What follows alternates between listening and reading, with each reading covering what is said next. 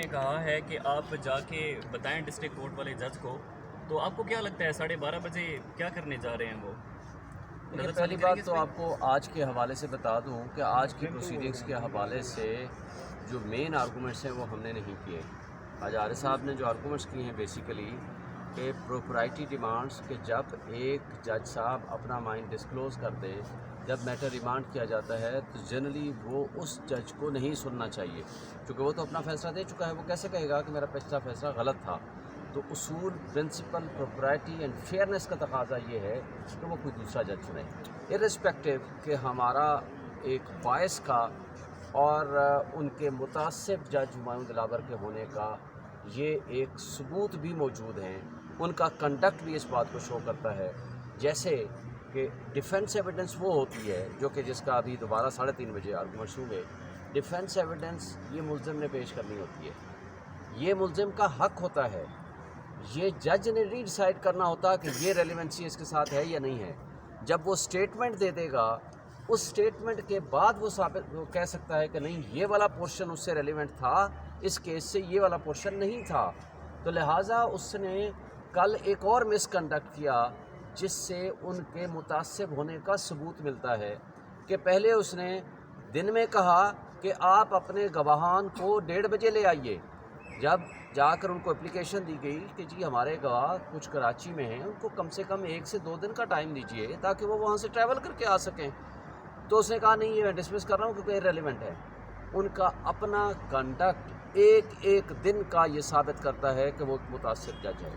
پھر senior most وکیل خواجہ حارث کے خلاف لکھ دیا کہ اس نے مس چیف کیا ہے۔ کیا وکالت کرنا کوئی جرم ہے ہمارے پاکستان میں؟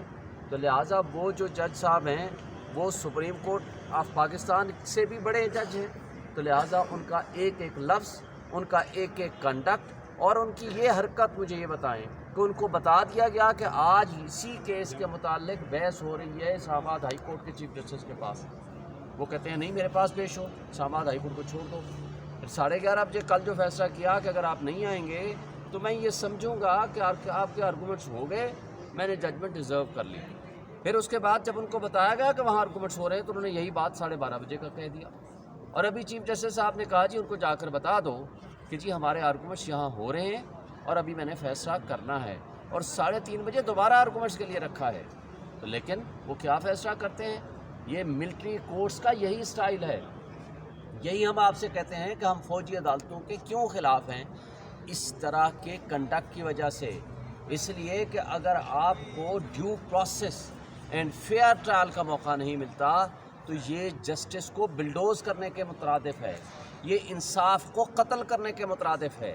اس لیے کہا جاتا ہے کہ صرف انصاف ہونا نہیں، انصاف ہوتا ہوا بھی نظر آنا چاہیے۔ اور پھر انہوں نے ایک حرکت نہیں کی، گوہر صاحب جب انہوں نے ان کے فیس بک دکھائی گئی کہ آپ کی پوسٹیں ہیں، اس کے بارے میں کہتے ہیں کہ آپ نے مجھے یہ کیوں بتایا کہ یہ میری پوسٹیں ہیں، اس پہ اس کے خلاف آبزرویشن دے دی۔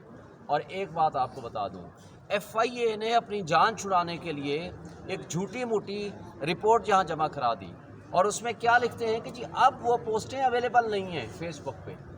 بھئی ان کو نہیں پتہ کہ بھائی فیس بک پہ آج اگر کوئی ڈیلیٹ کر دے تو آپ اس کو ریٹریو کرا سکتے ہیں، پھر آپ فیس بک کو لکھ سکتے ہیں کہ جناب 90 ڈیز میں ان کے پاس پورا ریکارڈ موجود ہوتا ہے۔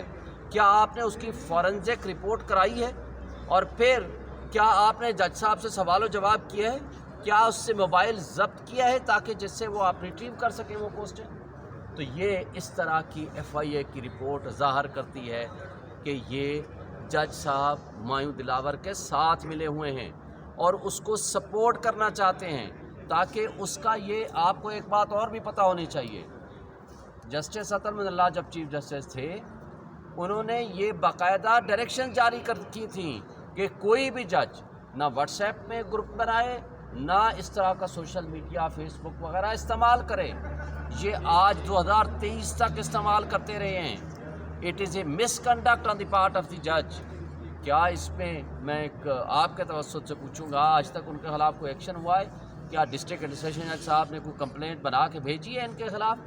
یہ میں مطالبہ کروں گا اور میں کہوں گا اپنے वकला साथियों को और दोस्तों को भी और बार एसोसिएशन को भी ऐसे जज के ख़िलाफ़ रेजोल्यूशन पास की जाए और इनके ख़िलाफ़ मिसकंडक्ट की प्रोसीडिंग्स होनी चाहिए कानून कायदे के मुताबिक, कि जो एक शख्स न सिर्फ मुतासिब है बल्कि हाई कोर्ट के चीफ जस्टिस और हाई कोर्ट के फैसलों के और डायरेक्शंस के बरअक्स प्रोसीड कर रहा है, उनको जज के मनसब पे नहीं होना चाहिए।